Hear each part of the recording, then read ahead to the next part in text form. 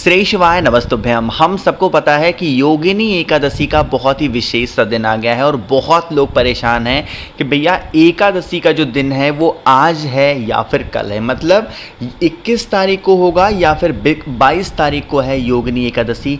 इसी की बात आज हम लोग करने वाले हैं। वैसे इससे पहले मैंने एक वीडियो आप लोग के लिए बनाई थी जो कि सेम पंचांग आपके सामने मैंने ओपन कर रखा है। छोटी सी मुझसे मिस्टेक हो गई, वही चीज़ यहाँ मैं क्लियर कर रहा हूँ। सबसे पहले आप सभी से मैं हाथ जोड़ के माफ़ी मांगता हूँ। छोटी सी मिस्टेक मुझसे ये हो गई कि मैंने यहाँ पर एक तिथि नहीं देखी, जो कि मुझसे गलतियाँ हुई है ना।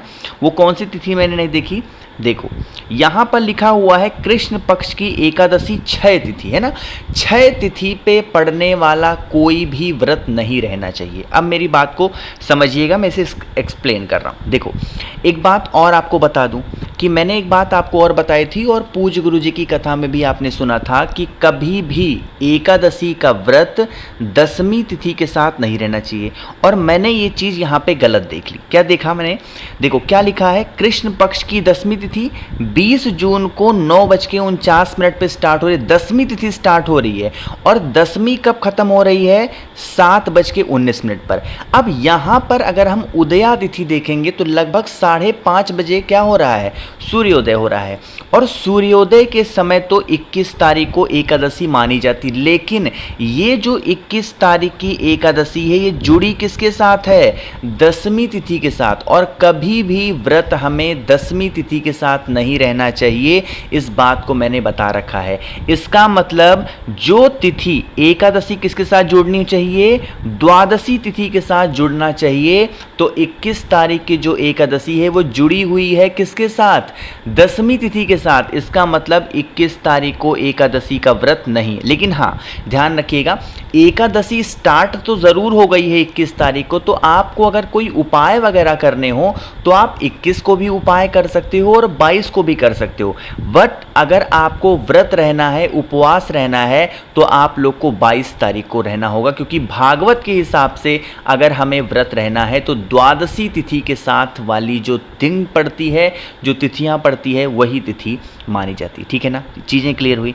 अब अगर हम व्रत 22 तारीख को रखेंगे तो पारण कब करना है, सिंपल सी बात है, पारण कब करोगे, 23 तारीख को। ठीक है ना, 23 तारीख को मॉर्निंग से ही पारण करने की जो तिथि है वो निर्धारित है, समय निर्धारित है। तो जब भी आप पारण करेंगे, अगर आप 22 तारीख को व्रत रह रहे हो तो जो आपको पारण करना है वो 23 तारीख को करना है, और पारण करना है चावल के साथ में। इस चीज़ का ध्यान रखिएगा, चावल के साथ किया गया पारण आपको पूर्ण फल दिलाता है योगिनी एकादशी का। ठीक है ना। अब यहाँ पर एक बात और बता दूँ, जितने भी लोग व्रत हैं उनके लिए तो ये नियम है, बट जो लोग व्रत नहीं रहते हैं वो भी ध्यान रखिएगा। एकादशी 22 तारीख को है तो 22 तारीख को आप लोगों को चावल नहीं खाना। अगर आप ये चाहते हो कि एकादशी के व्रत का पूर्ण फल आपको मिल पाए तो प्लीज़ आप सभी लोगों को 22 तारीख को चावल नहीं खाना है। तो आप व्रत हो या नहीं हो,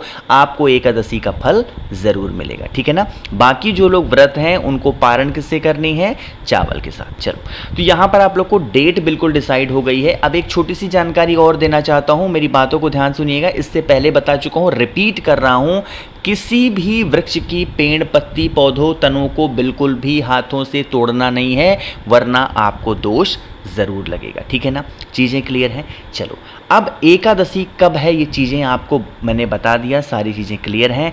अब हम लोग यहाँ पर बात करने वाले हैं इस प्रकार से दीपक की। आज क्या करना है, आप लोगों को एक दीपक भी प्रज्वलित करना। ठीक है ना। मैंने क्या बताया, आप एकादशी का जो उपाय है वो 21 तारीख को भी कर सकते हो और 22 तारीख को। ठीक है ना, जब भी आपको करना हो ये नियम जरूर फॉलो करेंगे। अब इस उपाय के लिए हमें जो दीप प्रज्वलित करने हैं वो दीपक कोई सा भी हो सकता है, मिट्टी का भी हो सकता है, आटे का भी हो सकता है, पीतल का। लेकिन दीपक जलाने की जो विधि होगी, जैसा मैंने हमेशा आपको बताया है, वो दीपक कौन सा होगा, जल्दी से बताओ, गोल बत्ती का दिया आपको जलाना होगा। ठीक है ना। अब सुनिएगा, जो गोल बत्ती का दिया लगेगा, बहुत ही विशेष तिथि मानी गई है ना, तो आप लोग को क्या डालना है, घी डालना है। अगर विशेष तिथि नहीं होती तो हम तुलसी माता के पेड़ के पास में इस दीपक को प्रज्वलित करेंगे तो तिल के तेल का दिया लगाते, बट तिथि बड़ी ही विशेष है तो घी डालेंगे। अब आप इस दीपक को उठाना, मुझे उम्मीद है आप लोगों के घर में माँ तुलसी का पौधा ज़रूर होगा।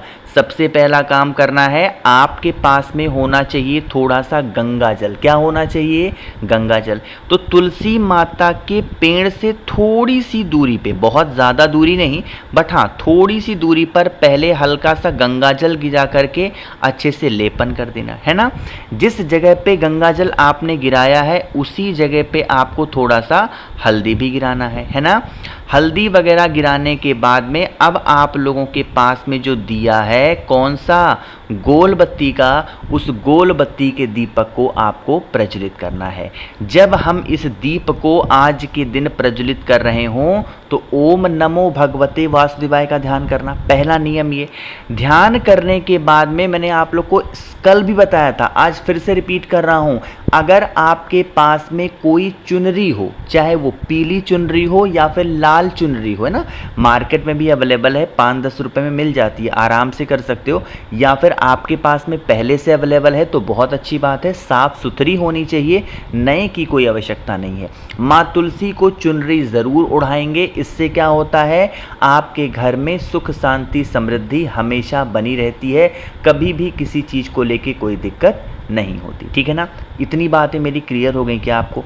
अब देखो, इतना करने के बाद में आप लोगों को जलते हुए दीपक के अंदर एक चुटकी हल्दी और डाल देना। इससे परिवार में कभी भी अशांति नहीं रहती है, फैमिली में, परिवार में खुशियाँ भर भर के आती हैं। चीज़ें क्लियर हैं क्या? चलो, तो यहाँ पे 2 उपाय आप लोग को क्लियर हो गए होंगे। आगे बढ़ते हैं इस वीडियो के हम लोग अपने तीसरे उपाय की तरफ। लेकिन मैं आपको बताना चाहता हूँ कि एक दिन मैंने आप लोगों की स्वेच्छा के लिए बढ़ा दिया है, आज रात लास्ट डेट है 12 बजे तक आप लोग के लिए एक शानदार सा ऑफर है पूज्य गुरु जी के बर्थडे को लेकर के, और वो है 7 मुखी रुद्राक्ष होता है धन प्राप्ति, और 9 मुखी रुद्राक्ष होता है घर से लड़ाई झगड़े को दूर करने के लिए। अभी तक 6000 से ऊपर लोगों ने ऑर्डर कर रखा है। आप लोग किस चीज़ का इंतजार कर रहे हैं? ये ऑफर हमेशा नहीं मिलने वाला है, जल्दी से ऑर्डर को प्लेस करेंगे।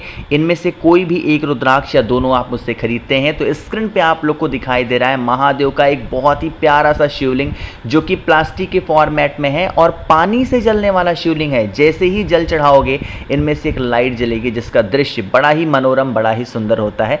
ये मैं आपको फ्री दे रहा हूँ। इसके साथ आप लोग को 5 मुखी रुद्राक्ष फ्री मिलने वाला है, 3 मुखी रुद्राक्ष फ्री मिलने वाला है। रुद्राक्ष की माला बहुत ही अच्छी क्वालिटी की बिल्कुल फ्री में मिलेगी, प्लस इसके साथ 50 ग्राम भस्म महादेव का श्रृंगार करने के लिए मैं आपको फ्री दे रहा हूँ। और एक नई चीज़ मैंने ऐड कर रखी है और वो है 4 स्टिकर श्री शिवाय नमस्तुभ्यम के, जिसको आप अपने घर की गेट पे लगा सकते हो, दरवाजे पे लगा सकते हो, मंदिर में लगा सकते हो, बड़ा ही सुंदर है। अब इन सभी चीज़ों का लाभ आपको तब मिलेगा जब आप मुझे व्हाट्सएप पे मैसेज करेंगे। 9005643345 ये मेरा व्हाट्सएप नंबर है, ध्यान रखिएगा। कैश ऑन डिलीवरी की सुविधा मैंने उपलब्ध करा रखी है, तो आपको बहुत परेशान होने की कोई ज़रूरत नहीं है, ठीक है ना। और हाँ, प्राइस मैं आपको व्हाट्सएप पे बताऊंगा, यहाँ बता दूंगा तो यूट्यूब को बहुत प्रॉब्लम होगी, ठीक। अब बातें करते हैं हम उपाय की। क्या दिखाई दे रहा है? बेलपत्र। हम यह उपाय कर रहे हैं अपनी किसी भी प्रकार की इच्छा को पूरी करने के लिए, विशेष को पूरी करने के लिए। इससे पहले मैंने परसों इस उपाय का बारे में बताया था बट लोग समझ नहीं पाए थे, रिपीट कर रहा हूँ, बहुत ही ध्यान से सुनिएगा। क्या करना है? इस उपाय के लिए आपको मात्र एक बेलपत्र चाहिए, बहुत ज़्यादा नहीं। दूसरे नंबर पर आपको चने की दाल चाहिए। कितने चने की दाल? गिन करके 41 दाने चने की दाल के लेना। तांबे का लोटा लेना, जल भरना, गंगा जल डाल देना और पहुंचना महादेव के शिवलिंग के पास। सबसे पहला काम करना है, जो बेलपत्र मैंने दिखाया उसे भोले शंकर के शिवलिंग के ऊपर रखना और फिर 1 लोटा जल चढ़ा देना। क्या बोल के चढ़ाओगे? श्री शिवाय नमस्तुभ्यम। अब आपकी जो मनोकामना हो, जो विशेष हो, जो 41 चने की दाल है, अपनी कामना कह के बेलपत्र के ऊपर रख देना, सारी कामना आपकी पूरी हो जाएगी, ठीक है ना। करिएगा ज़रूर। तो यहाँ पे हम लोगों ने 3 उपाय की बातें कर ली, सबसे आखिरी उपाय की बातें कर रहे हैं जिससे आप किसी भी इंसान के क्रोध को धीरे धीरे करके ख़त्म कर सकते हो, ठीक है ना। क्या करना है?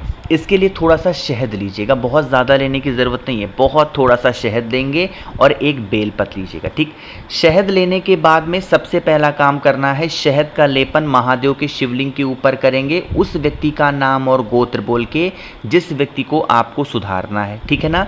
अब इतना करने के बाद में शहद के ऊपर ही जल चढ़ा देना। ठीक है ना। जल चढ़ाने के बाद में जो बेलपत्र होगी उस बेलपत्र को पहले रखेंगे माता अशोक सुंदरी, फिर इसी बेलपत्र को उठा करके महादेव के शिवलिंग के ऊपर हाटकेश्वर महादेव, जब भी किसी इंसान के हट को दूर करना है तो हाटकेश्वर महादेव का स्मरण करके बेलपत्र चढ़ा देना, उस इंसान का जो गुस्सा होगा वो धीरे धीरे खत्म जरूर हो जाएगा। तो मैंने भाई कोशिश की आप सभी को सारी चीज़ों को अच्छा बताने की। वीडियो पसंद आई हो तो लाइक करिएगा, कुछ पूछना है नीचे कमेंट सेक्शन में। बाकी मेरे जितने भी भाई बहन आवाज़ आज मेरी पहली बार सुन रहे हैं, चैनल को ज़रूर सब्सक्राइब करेंगे। श्री शिवाय, नमस्तुभ्यं।